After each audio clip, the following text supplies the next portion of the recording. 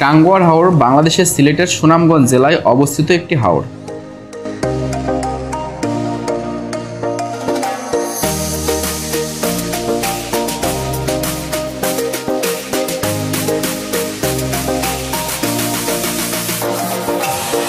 প্রায় 126 বর্গ কিলোমিটার এলাকা জুড়ে বিস্তৃত এ হাওর বাংলাদেশের দ্বিতীয় বৃহত্তম মিঠা পানির জলাভূমি। স্থানীয় লোকজনের কাছে হাওরটি 9 কুড়ি কান্দার 6 কুড়ি বিল নামেও পরিচিত।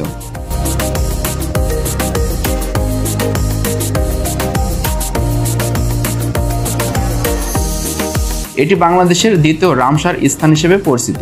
প্রথমটি সুন্দরবন।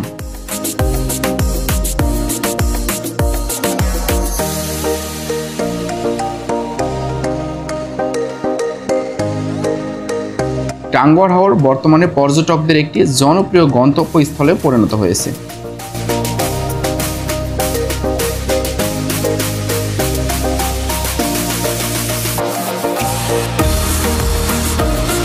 বর্ষা মৌসুমে প্রতিদিন শত শত পর্যটক শতাধিক নৌকা নিয়ে হাওর জুড়ে ভেসে বেড়ান। অনেকে নৌকা নিয়ে হাওরেই রাত যাপন করেন। এটি একদিকে পর্যটনের অপার সম্ভাবনা তৈরি করলেও এটিকে হাওরে জীববৈচিত্র্যের জন্য হুমকি হিসেবে দেখছেন অনেকে।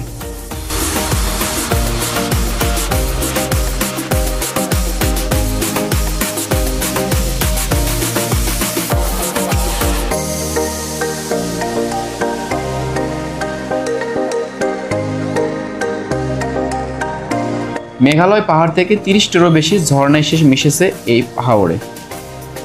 2 উপজেলার 18টি মৌজায় 51টি হাওরের সমন্বয়ে 12,665 হেক্টর এলাকা নিয়ে টাঙ্গুয়ার হাওর জেলার সবচেয়ে বড় জলাভূমি।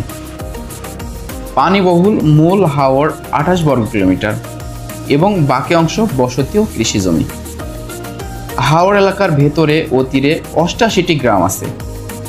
একসময় গাছ, মাছ, পাখি আর প্রাকৃতিক জীববৈচিত্র্যের আধার ছিল এই হাওর। 1999 খ্রিস্টাব্দে টাঙ্গুয়ার হাওরকে পরিবেশগত সংকটাপন্ন এলাকা হিসেবে ঘোষণা করা হয়। তখনই অবসান হয় দীর্ঘ 60 বছরের ইজারাদারির। 2000 খ্রিস্টাব্দে 20 জানুয়ারি এই হাওরকে রামসার স্থান হিসেবে ঘোষণা করা হয়।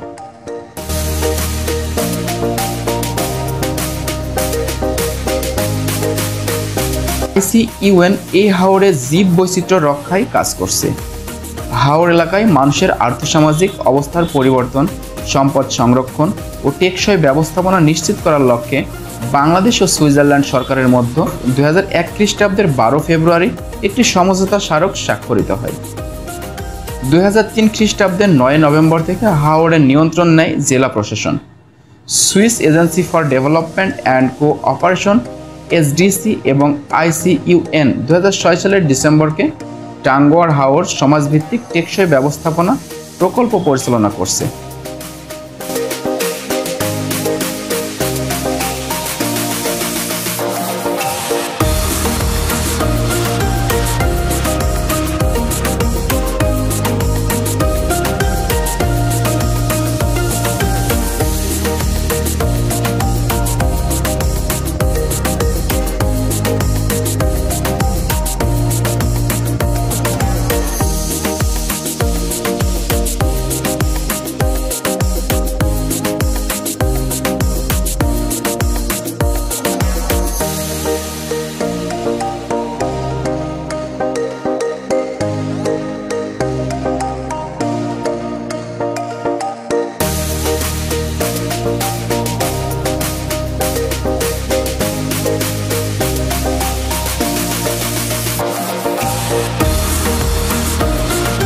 শীত মৌসুমে পানি শুকিয়ে গেলে এখানকার প্রায় 24টি বিলের পার স্থানীয় ভাষায় কান্দা জেগে উঠলে শুধু কান্দার ভিতরের অংশে আদি বিল থাকে, আর শুকিয়ে যাওয়া অংশে স্থানীয় কৃষকেরা রবি শস্য ও বোরো ধানের আবাদ করেন। এ সময় এলাকাটি গোচারণ ভূমি হিসেবেও ব্যবহৃত হয়।